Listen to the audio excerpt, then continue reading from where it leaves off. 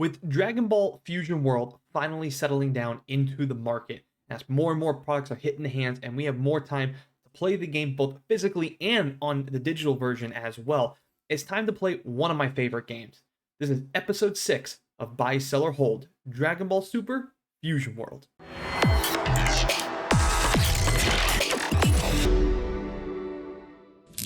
Hey, what is going on, guys, and welcome back to TCG Madness. And yes, we are going to be playing a little game of Buy, Sell, or Hold. For those of you that are not familiar with this is just something I like to go through, look at TCG player, kind of look at where the market is, and kind of look at a couple of criteria and determine whether or not now is a good time to buy, sell, or hold on some product. If you're wondering what the criteria is, pretty much we're just going to look at, pretty standard stuff. So how the market is kind of looking. We're going to look at certain trends, both in the sealed market and in the single market. We're also going to look at booster box prices, and we're going to look at past, present, and future sets if there are any. Of course, with Dragon Ball Fusion World, there really isn't anything to kind of look back at unless we're taking a look at Masters, but we will not be taking a look at Masters. We're just taking a look at Dragon Ball Fusion World. So there's only one set, so no past or present or future set, just the one set as of time of this recording, of course. I will not be looking at anything graded or anything digital as well. We're just looking at the physical version of this card game, not the digital version, because I know there is one, but I'm not really taking a look at that. It's not really a criteria I'm kind of looking at. Real quick though, before we go any further, if you guys can do me the big favor, hit that like button. If you're new, consider hitting that subscribe button. Appreciate all you guys' support.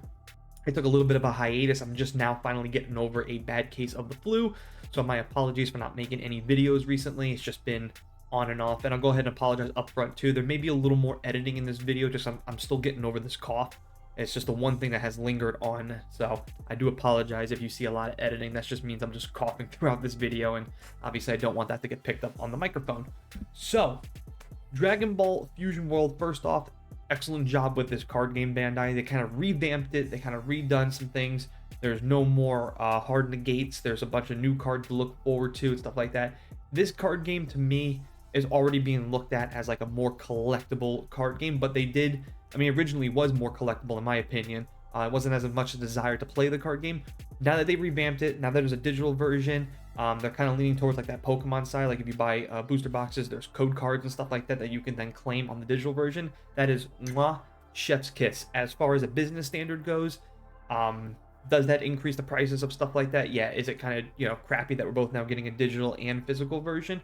To me, I look at that as a bonus. There are some people that kind of like don't like when there's a card game and there's both the digital and the physical version. I really do think, and it's a video I'm going to make later, I really do think the digital version is going to be something that you're going to see all card games across the board do, because we are living in a golden age of trading card games right now. There are so many to pick from, and because there's so many to pick from, it's very head scratching to me to see these type of prices right now. So that's another video I kind of want to make, but I digress. We're going to go ahead and just talk about Dragon Ball Fusion World. So the first thing I want to look at, and my first criteria, is how are the booster box by a case. 12 booster boxes for over $2,750 is ridiculous. And you can see the trend line. Originally for 12 boxes, we were looking at 18 when it first, was announced back in February. And it's only gone up from there. Look at these prices. Now we're seeing, back in early March, we were seeing prices around 2,000. Now we're seeing prices, and you're seeing the prices that are being sold right down here. 29, 23, 2,000, and now currently sitting right now, you can buy it. Cheapest is $2,750 for an unopened case of booster boxes. That is really head scratching. Why is that head scratching? Because other than this card right here, which I'm guessing is the one that everybody's chasing, like I don't see, the why this is so expensive. I get it. Everybody's chasing the one card, but even that one card is not going to pay for an entire case. So really, really head scratching. Then you go to look at the booster box prices. A lot of ups and downs. Early on, 140, 150, still hovering around 158, getting closer to launch. Even under $200. Now, booster boxes well over $200. You're seeing, here's the data for all of like the recent purchase for booster boxes. You have to go as far back right there. So March 14th, that's when we started seeing booster boxes hit over $200. Before that, pretty steady at 189, 189, all that kind of that's. I don't think even 189 to me, guys, is not really reasonable. So we're already not off to a good start if you're looking to buy booster boxes. Well, okay, let's talk about some singles. Other than the most expensive card, what other cards are there? There's all these leaders. the Vegeta, excuse me, not the Vegeta, where was it? Oh yeah, Son Gohan, the Goku Black, Future Trunks. And this is what I mean. It's definitely leaning towards the more collectible market. Now, I can probably bring up some prices for graded cards, and that's probably where a lot of this market leans heavily and why you're seeing booster box prices at this. If you pull, hypothetically speaking, you pull, let's just say, we'll go in the middle tier. Trunks Future Alternative Art, you get him graded at a PSA 9 or 10. That $100 card probably turns into a 4 or 500. That's how you probably make your investment, how you make your money buying a booster box. But just for a sealed market right now, and you're seeing these prices, even 180, 150, the 128, the 120s, 108, 99, all that, it's still not even going to cost you one booster box. Even if you pull the most expensive leader here, you're still not going to break even on your booster box. So again, very head scratching to see these card prices. And these two are promos. So these cards aren't even in the booster boxes. Maybe if you get some promo packs and stuff like that, okay, maybe you're fortunate enough to get that card. I'm really head scratching. You're already seeing there's already a future set to be released, Blazing Aura. Prices are already at $199.99. Granted, one listing, but I'm just head scratching. Very, very head scratching. So let's go ahead and just take a look at some leaders, and let's go ahead and just compare some prices. So the most expensive alternative art being $180. The most expensive alternative art, the most least expensive alternative art, excuse me, right down here is the Ginyu leader coming in at $52.97. So you're seeing originally this card is dipping, so that's a good sign. At least we're seeing the sealed market take a dramatic turn. Now we got to ask ourselves, is that for all the leader cards? Are we seeing that across the board? Well, this was $100. That's kind of dipping down to $72, and I'm guaranteeing they're all going to kind of be like that. It looks. Oh, here we go. Here's a different one. So this one was at 83. Kind of took an upward turn, hovering around 80, now dropping down to 63. So at least the single market is starting to see a downward tick, which is good. Here's another one hovering at the $80, then 76, then 84. It actually did sell quite a bit at 80. And then you're looking most recent days here, 62, 62, 71, $50. Someone got a nice deal. Maybe that was, no, it was near mint. So yeah, you're seeing just before on the March 14th date, you're seeing prices right here for this card anywhere between 94, 87, 78. And now we're seeing this leader alternative art dropping. So that's a good sign that we're seeing singles. It's just very head scratching to see booster box prices. Now, the other thing that you can contribute to this, I would imagine, might be having something to do with the digital version, that everybody wants packs so they get those code cards so they can then use it on the digital version. If you're not familiar with the digital version, it's this one right here, Dragon Ball Super Card Game Fusion World. You can play for absolutely free. Maybe if you buy like a starter deck or something, you get the code card, you get a starter deck, and you can start playing pretty much immediately. They will give you one starter deck to choose from for free, so it's completely free up until that point for you. If you want, obviously, more packs to open digitally and stuff like that, yeah, you're going to have to buy more booster packs. That could be why we're seeing booster box prices at such a high rate. This one was at 160, so singles, obviously, hovering. Nothing that was very cheap at once skyrocketing, except for, no, this one's pretty much staying the same. So from 201 to 205, now at 180, 179. So still not much of a downward turn that I personally would like to see, to say, hey, hop on buying singles right now. If you even go to the super rares, which is the cards you are normally going to get, if you even look at their alternative arts, the most expensive one being Vegeta right here, it's only $34, guys. So again, ask yourself, why are booster box prices so high? Again, I'm gonna guess there's a lot of hype. There's a lot of, it is the first set. So granted, it being the first set, there's only cards from this set and this set only. Content is king, so I guarantee there's a lot of people making content on this game. The other reason I can contribute to this, it has to be the digital version. It has to do something with it. I think those three things, hype, content, and digital version, are the reasons why you're seeing booster box prices so high. But the good news is, as I'm looking at more and more of these cards, we are seeing a dip across the board.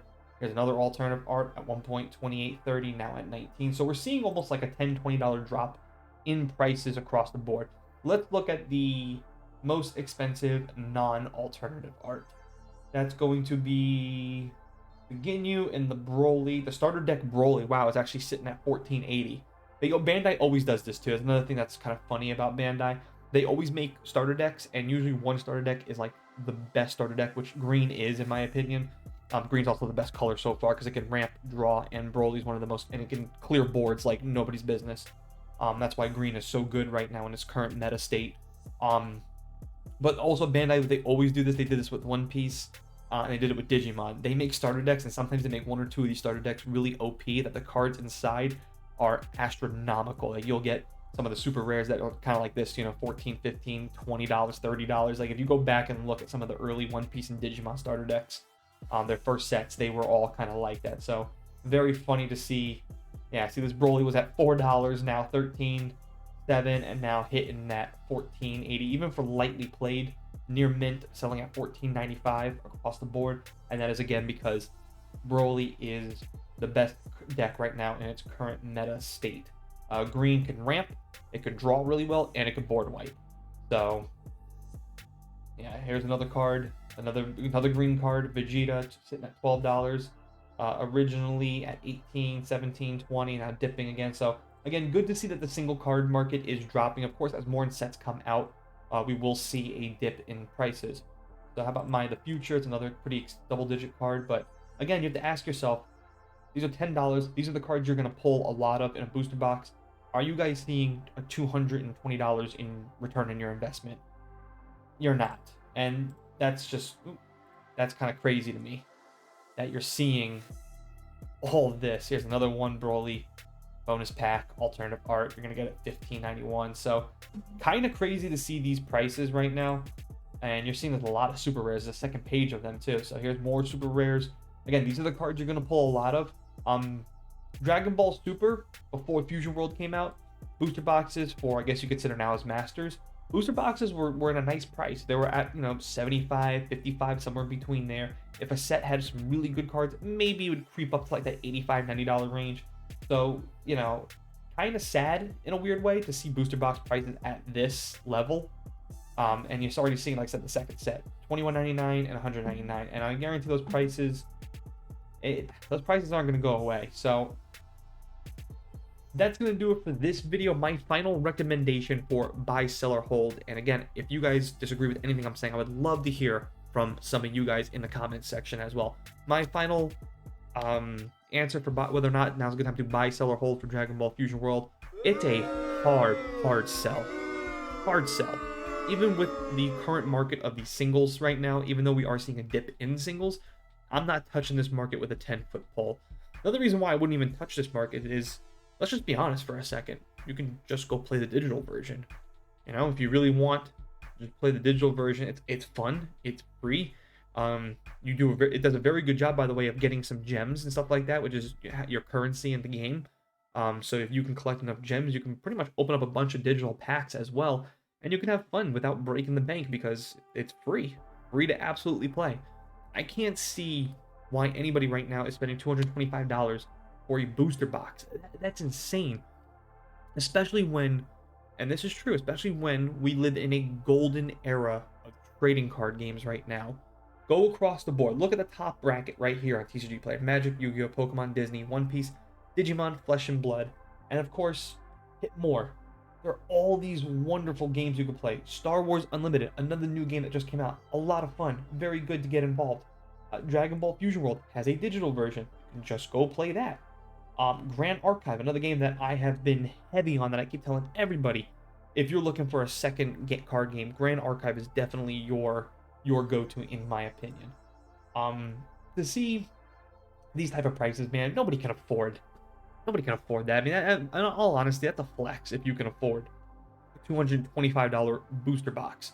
And that's sad. It breaks my heart to see prices like this because we shouldn't be seeing prices like this. This is something Bandai is going to have to correct at some point too, because Dragon Ball Fusion World, One Piece, they both are astronomical when it comes to booster boxes. I would love nothing more than to buy a booster box of some of this, open it up here on the channel, have fun ripping some packs. I can't, not at these prices. Like I said, you will not see me open up a booster box of that as long as we are sitting here at this price at $225 for a booster box. And that goes the same for One Piece as well. You're not going to see me open it up, and I would love nothing more than open up some booster boxes of Dragon Ball and One Piece, but I can't at these prices. So hard sell for me right now. I would rather just stick to the digital version.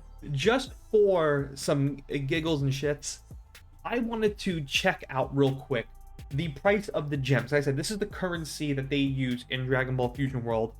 You can only, by the way, you can only get this version if you have a PC. It's not an app. I'm sure at some point it probably will be an app, so you can easily download it on the App Store, the Google Play, or the Apple Play Store and stuff like that. So just for some giggles and shits, I wanted to check out the gems. So 99 cents will get you 80 gems, 160 gems will get you, you have to pay $1.99, and for $3.99 will get you 360 gems. If you keep going down, $8.99 for 840, $14.99 for 1400, $22.50, $22.99, and the most expensive, $33.99 for 3250, and $59.99 for 6,000 gems. Now, you might be asking yourself then, okay, what are those gems going to get you? If you want 1,000 packs, or excuse me, 1,000 packs, 10 packs for 1,000 gems, excuse me. And then, of course, there's constructed decks, but when you actually go through the tutorial and stuff like that, you actually get one of these tickets that you can then use for the starter deck. And again, my highest recommendation, if you want to actually play the game and if you want to be somewhat competitive in this game, go with the Broly deck. Even the starter Broly deck, it has the best cards in it, hands down. And then you'll have a lot of fun playing with this deck. Definitely recommend that. If not, go with the Frieza or the Vegeta deck. Both are pretty fun and pretty easy to use. The Goku deck, in my opinion, I think is just kind of the weakest. I don't see anybody, in my opinion, playing this deck. And when I do play against, I usually crush it. I'm kind of rolling with Vegeta right now. And then I have Broly on deck as well. So those two decks are given my highest recommendations. Blue and green seem to be some of the strongest colors currently. Again, you can just, and I'm not worried about that, constructed decks, promotional packs is another thing too. Promotional packs, again, for one pack, 100 gems. So even if you wanted to just maybe rip some packs digitally, it wouldn't cost you a whole lot. Even the most expensive, like if you really wanted to rip up a bunch of digital packs, 60 bucks, 6,000 gems, you can purchase a ton of digital packs with that. But even if you didn't want to do all that, maybe you just want to try your luck, maybe you do the middle tier, maybe you do the $14.99, that still gets you, 10 packs right there. That's over 1,000 gems. I don't see right now the reason to buy physical version of a $225 booster box when even the gems digitally, $14.99 gets you 1,000. You have 10 digital packs with 400 left over. And by the way, this game is very gem friendly. If you complete challenges, play the game a lot. So if you actually dive deep into this and you keep playing this game over and over and over again, you're like, hey man, I really enjoy this. Maybe I'll spend 15 bucks. Maybe I'll get 1,400 gems. And you know what? I'll just keep going from there. I'll do my one-time purchase, get a bunch of packs, make a halfway decent deck, keep playing the game. The game's very gem friendly. Every day you sign in, you get 10 gems right off the bat. So it's not difficult. Like, here, let me show you. I can show you guys right now real quick. Here are all the missions that you could do. Here's the dailies, the weeklies, everything. You can see win ranked or a free match, all that kind of stuff. And you'll get plenty of gems. You have your dailies. See, I just played actually a couple of games before I jumped on. You can see right here, getting a bunch of gems, your weekly, your achievements, and then of course there are events where they also give you free gems. But if you also get presents, stuff like that. And every time you guys sign on, you get 10 gems. So if you weren't, that's what I'm saying, like I just don't see the necessity to buy physical when there's digital version. Again, maybe if I'm wrong, comment down below if you think I'm wrong and why. If you think I'm right, comment down below and tell me why. Like I said, I think this is where we're heading right now, is digital.